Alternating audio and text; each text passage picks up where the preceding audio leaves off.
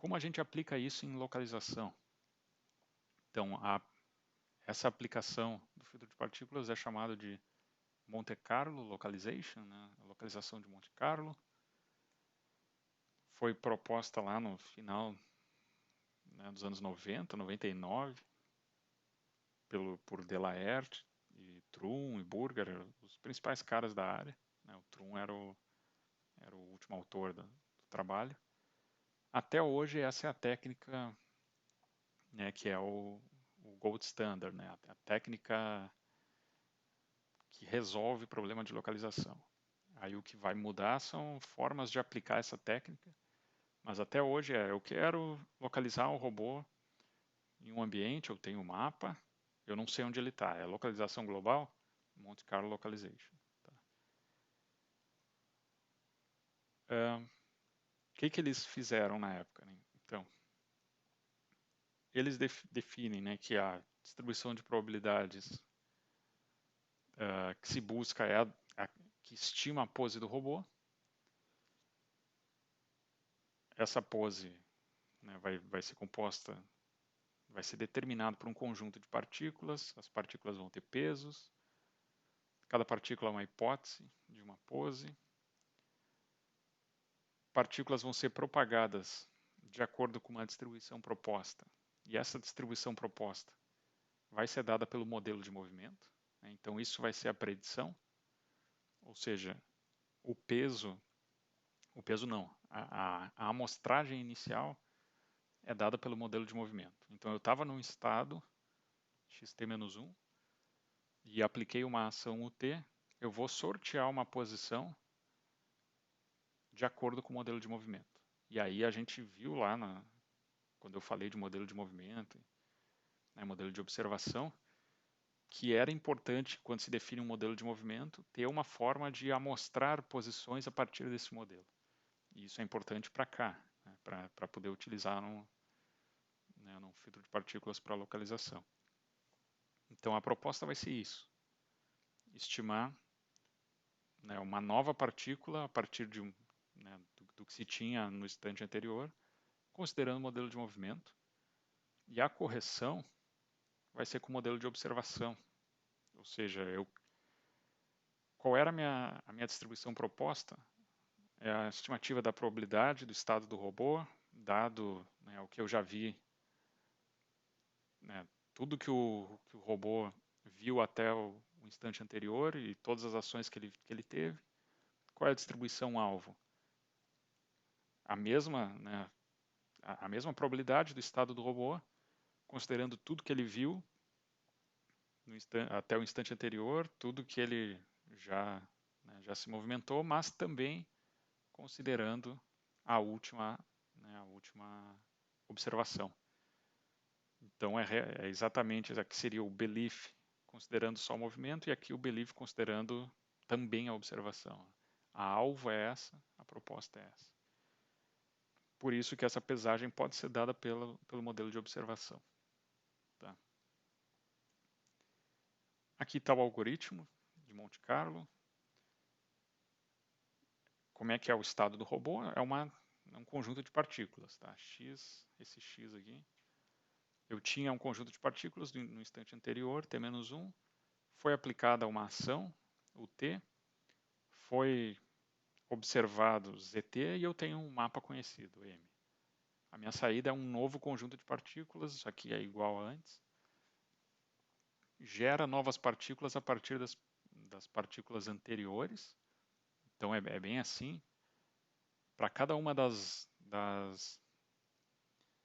N partículas, né? Então pegando a J-ésima, a posição da J-ésima partícula vai ser dada em função da posição da J-ésima partícula no instante anterior.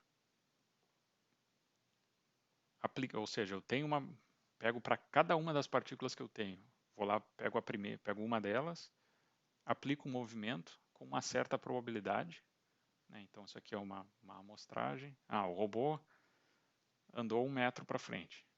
Tá? Essa partícula que está numa posição qualquer, eu vou andar, né, eu vou amostrar o quanto que ele vai andar. Então, em vez de andar 1 metro, vai andar 0,99. Então essa eu ando 0,99 para frente. Outra eu vou andar 1,01, outra eu vou andar 1,02, outras eu vou andar 1 metro. Algumas eu vou desviar um pouco para a esquerda, outras para a direita.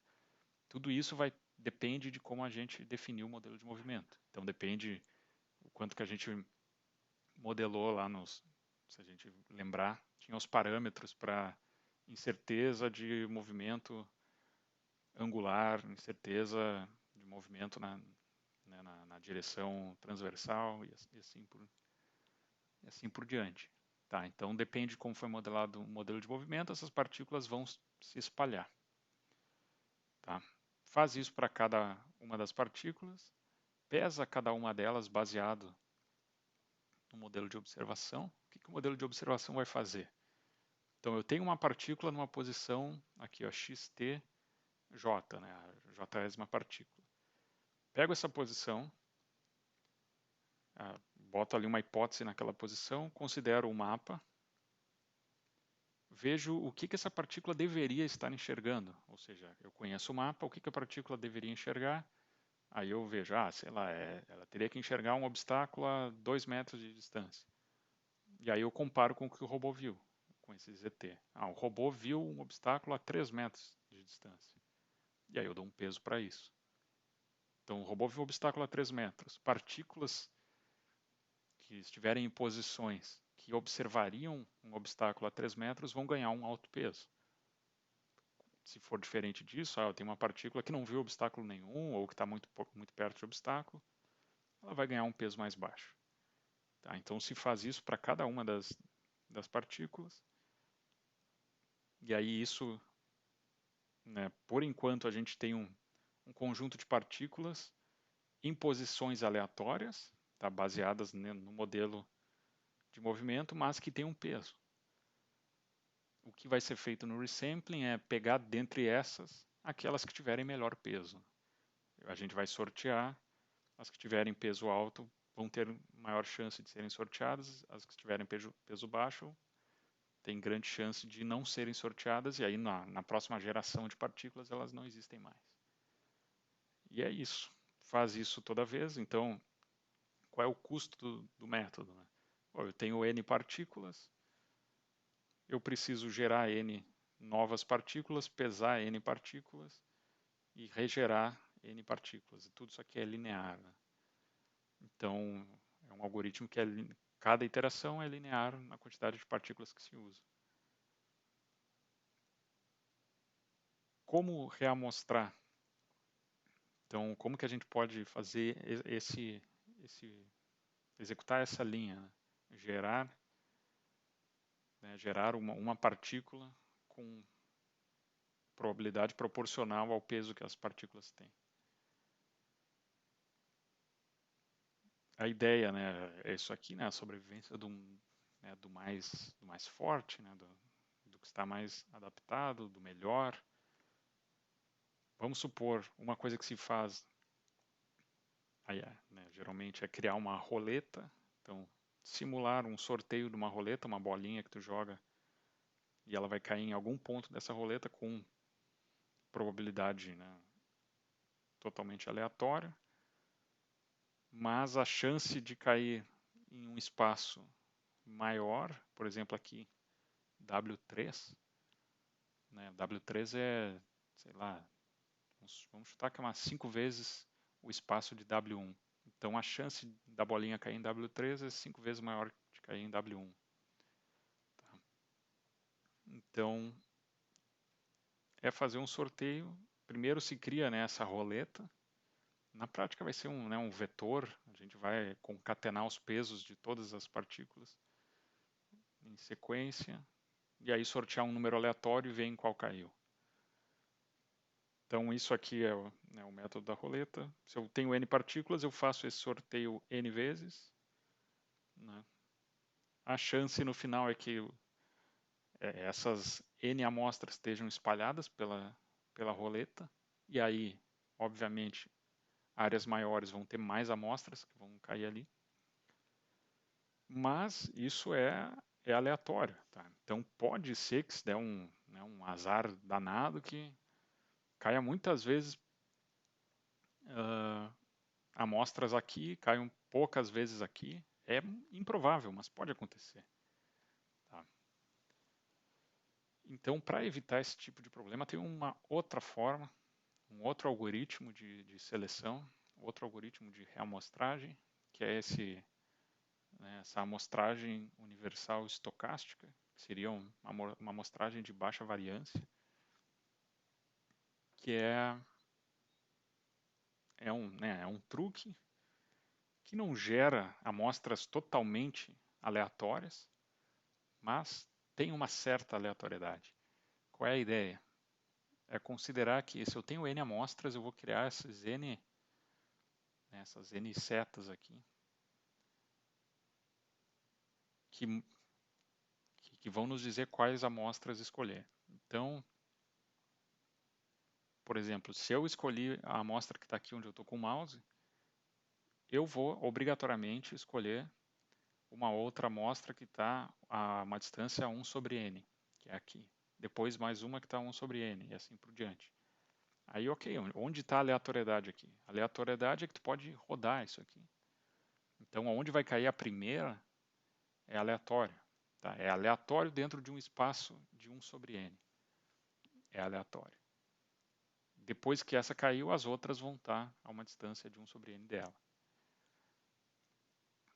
Isso aí garante algumas coisas.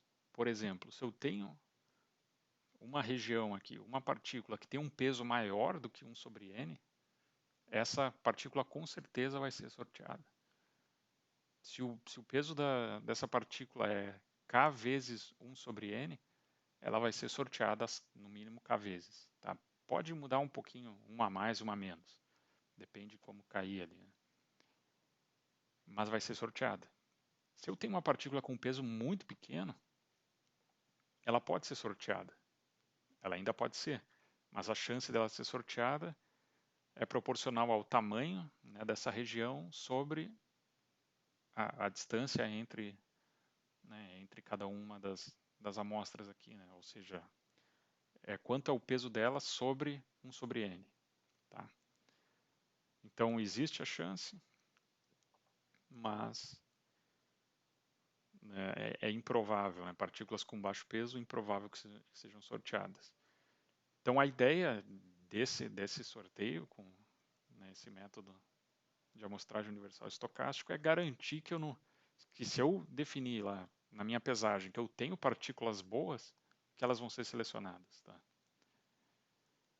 É para evitar uma ocorrência bizarra de sortear várias vezes partículas ruins. Então aqui tem os dois métodos. Tá?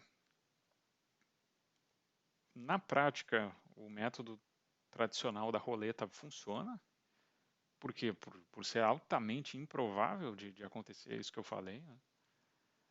Mas esse método funciona tão bem quanto. Tá? E ele é um pouco mais rápido. Né? Tu tem um sorteio e depois tu simplesmente sorteia um valor e depois varre o resto da roleta uma vez só e vai pegando os valores. Aqui não. Aqui para cada valor sorteado tu tem que ver em qual caiu e para ver em qual caiu é só varrendo a roleta. Né?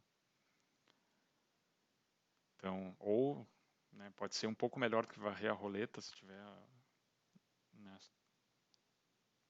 se os valores ali estão ordenados, tu pode fazer uma busca binária e ficar algo um pouco melhor.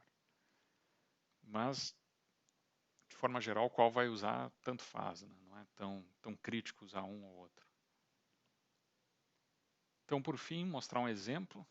Né? Eu tenho aqui um mapa. Essa área em branco é a área que o robô pode visitar, né? A área de espaço livre. Esse mapa foi gerado anteriormente. Isso é um mapa de um museu lá do trabalho deles, lá do Delaerte. E ele quer localizar onde o robô está, mas ele não sabe, ele gera amostras espalhadas pelo ambiente. Cada pontinho vermelho é uma amostra. Tá? Ele faz uma observação. Por exemplo, isso aqui, em azul, são as leituras de laser que ele fez nesse ponto.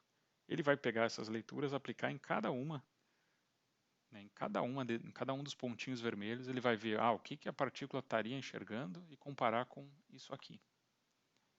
e vai dar pesos. Depois que ele der pesos, ele vai reamostrar. Então daqui para cá ele fez uma reamostragem, mas não deu para ver nada, né, por enquanto, nesse primeiro momento. Mas depois as partículas vão andar. Por quê? Porque o robô andou. O robô andou um pouquinho, essas partículas vão andar. Por que que aqui não deu para ver nada, né, nesse resampling? Porque ele reamostrou muitas partículas que caem no mesmo lugar. Tá? Então, por exemplo, aqui, que depois está bem concentrado, muitas dessas partículas aqui foram reamostradas. Então, em cima de cada ponto eu tenho, sei lá, 50 pontos, só que estão na mesma posição. Eu escolhi 50 vezes aquela partícula, porque o peso era alto. No momento que o robô anda, aplica o modelo de movimento, a incerteza tem que ser aplicada, né, no movimento. Então, se eu tinha 50 partículas concentradas num ponto só, quando eu aplico uma certa aleatoriedade no movimento, elas se espalham, e aí acontece isso. Só que em outros lugares, eu tinha, sei lá, algumas partículas, e aí elas se movem e não vai ter mais nenhuma partícula ali. Segue, faz uma nova medição, pesa cada uma delas, cada uma dessas partículas vão ser pesadas. Então, foi determinado um peso, isso não quer dizer nada. Fez o resampling, ó, aí já começou a assumir mais partículas. Algumas já sumiram. O robô se move e elas se movem também. E vai repetindo isso. Qual é a ideia? A ideia é que ao longo do tempo, as partículas, depois de um dado tempo, elas convergem. Tá? Por quê? Porque era muito improvável que essas aqui, vamos supor, a observação de uma partícula não bateu com o que o robô viu uma vez. Tá, o peso dela deu baixo. Mas ela pode sobreviver. Pode, é aleatório. Né? Tem uma probabilidade mínima de ela sobreviver. Sobreviveu. Aí vamos supor que no instante seguinte, ela mede de novo e vê, pô, não tem nada a ver com o que o robô viu. Ela vai receber de novo uma probabilidade baixa. Pode sobreviver? Pode, mas de novo é improvável. Então, ao longo do tempo, essas partículas que não tem nada a ver com o que o robô viu, né, um movimento que não bate com o que o robô viu, tende a morrer.